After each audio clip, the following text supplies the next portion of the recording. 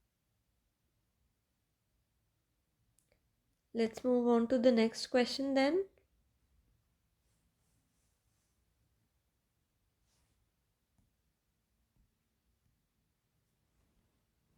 So the third question is C4H9Br,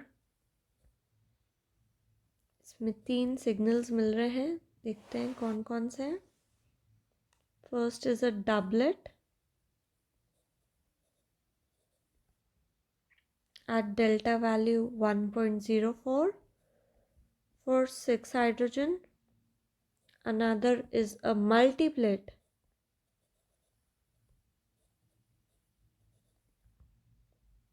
at delta value 1.95 for 1 hydrogen. Doublet, another doublet at delta value 3.33 for 2 hydrogens.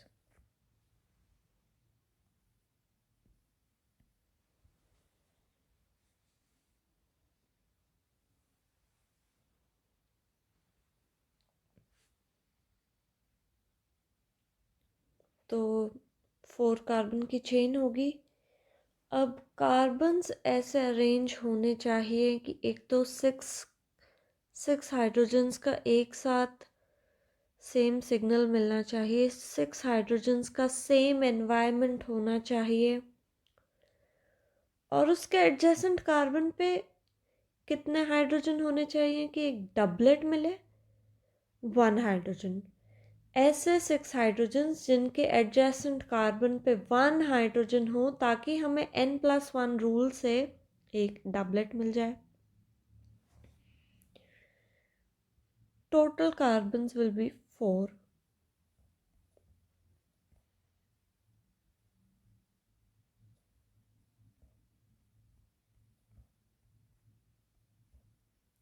अब 6 hydrogens का same environment होना चाहिए. ऐसा कैसे possible है कि 6 हाइड्रोजन्स का सेम एनवायरनमेंट हो और दोनों का ही 6 हाइड्रोजन्स का एक डबलेट कब मिलेगा? 6 हाइड्रोजन्स का डबलेट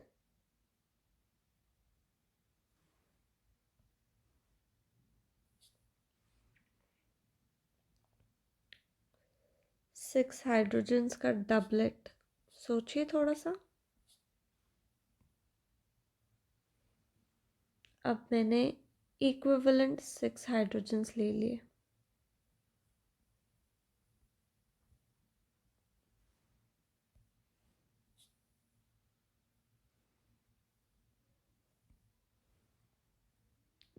इनका डबलेट तभी मिलेगा जब इसके adjacent carbon which is this one, उस पर कितने हाइड्रोजन हो? एक हाइड्रोजन हो. और कौन से सिग्नल्स मिल रहे हैं? एक हाइड्रोजन ऐसा है जिसका कि मल्टीप्लेट मिल रहा है, और 2 हाइड्रोजन ऐसे हैं जिनका एक डबलेट मिल रहा है.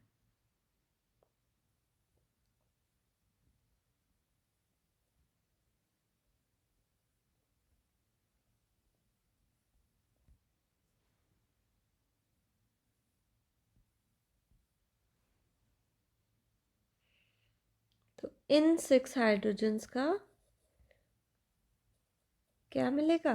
डबलेट मिलेगा, क्योंकि इनके एडजेसेंट कार्बन पे एक हाइड्रोजन है. So these are a type. ए जो सिग्नल मिल रहा है डबलेट, वो इन 6 हाइड्रोजन्स की वजह से मिल रहा है. जो मल्टीप्लेट ऑब्टेन हो रहा है एक हाइड्रोजन का, वो इसकी वजह से हो रहा है कि इस एक हाइड्रोजन के एडजेसेंट में 6 हाइड्रोजन्स, 6 नहीं और पास वाले पे भी है, ये 7 8, इतने सारे हाइड्रोजन्स प्रेजेंट है कि इस एक हाइड्रोजन पे एक मल्टीप्लेट ऑब्टेन होगा.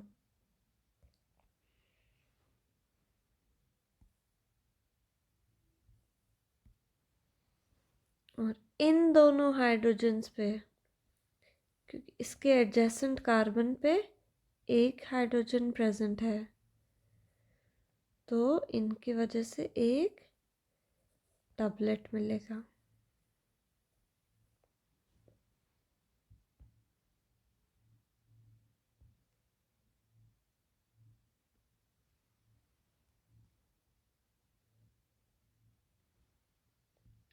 Let's move to our next question then.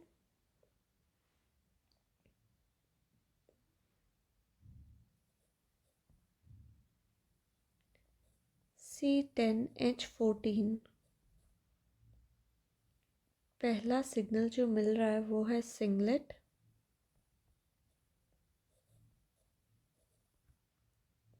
at delta value 1.30, 9 hydrogens का 9 हाइड्रोजन्स का सिंगलेट मिल रहा है। देखो जो दूसरा भी सिंगलेट ही ऑब्टेन हो रहा है at delta value 7.20 of 5 hydrogens.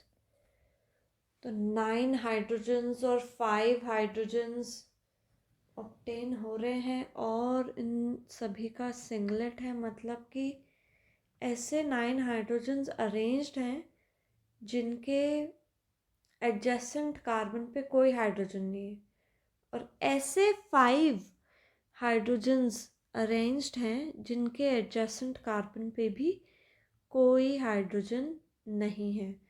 अब मैं आपको एक शॉर्ट ट्रिक बताती हूँ। जब भी whenever the number of carbons are more than 6, sometimes even 6, more than 5 we can say, जब भी कार्बन का नंबर 5 से ज़्यादा हो और डेल्टा वैल्यू अराउंड जो केमिकल शिफ्ट की वैल्यू है डेल्टा वैल्यू वो अराउंड 7 हो, तब वहाँ पे बेंजीन की रिंग का मिलना बहुत हाई चांसेस हैं कि उस कंपाउंड के स्ट्रक्चर में बेंजीन की रिंग प्रेजेंट होगी।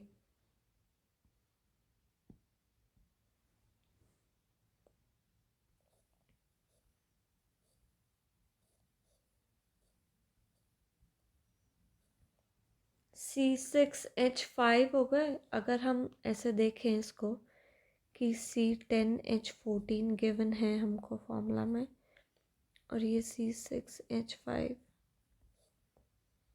तो पीछे बचेंगे C4 और 5 + 5 10, 5 और 4 9, टोटल हमारे पास बचे हैं 4 कार्बन्स और साथ में ही 9 हाइड्रोजन।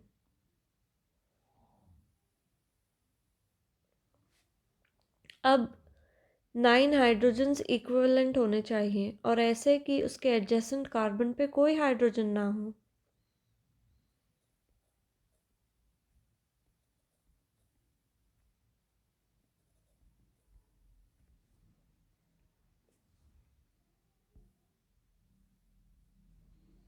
तो 9 हाइड्रोजन्स ऐसे आ गए अब हमारे पास जिनके एडजेसेंट कार्बन पे विच इज़ दिस वन कोई हाइड्रोजन नहीं है, और 5 हाइड्रोजन्स ऐसे आ गए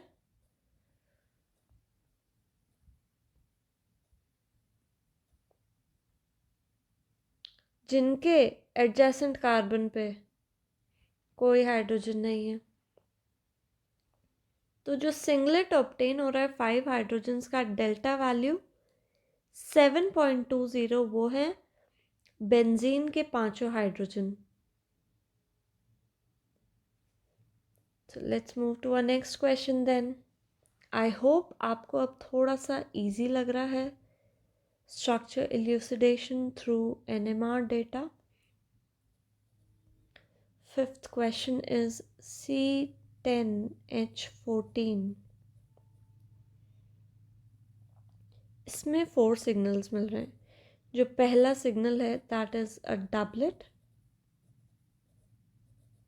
which is obtained at delta value 0.88 of 6 hydrogen. Next is another multiplet which is obtained at delta value 1.86 of one hydrogen. Another one is a doublet at delta value 2.45 of two hydrogens, and next is a singlet of delta value 7.12 for 5 hydrogens.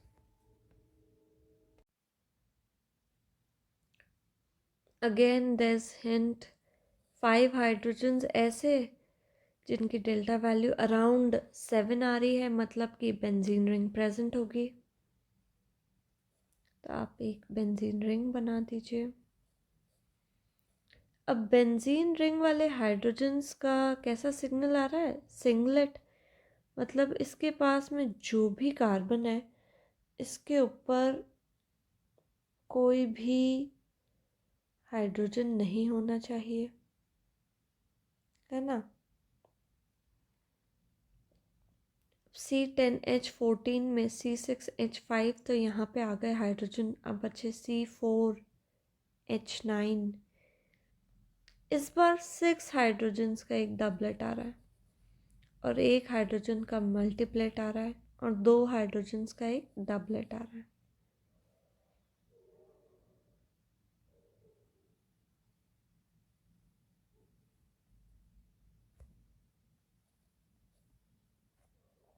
In 6 hydrogens का एक doublet आ रहा है, मतलब कि adjacent carbon पर एक hydrogen होना चाहिए।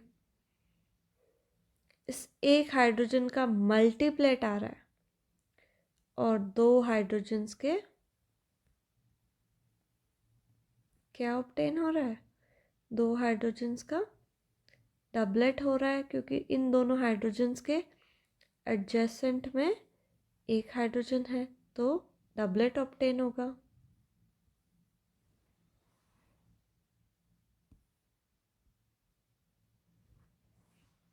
सो अब हम मार्क कर देते हैं, ये वाले हैं 6 हाइड्रोजन्स ए। इस एक हाइड्रोजन को मल्टीप्लेट मिलेगा इन 6 और इन 2 हाइड्रोजन्स की वजह से, so this is B. And 2 hydrogens को, इन दोनों को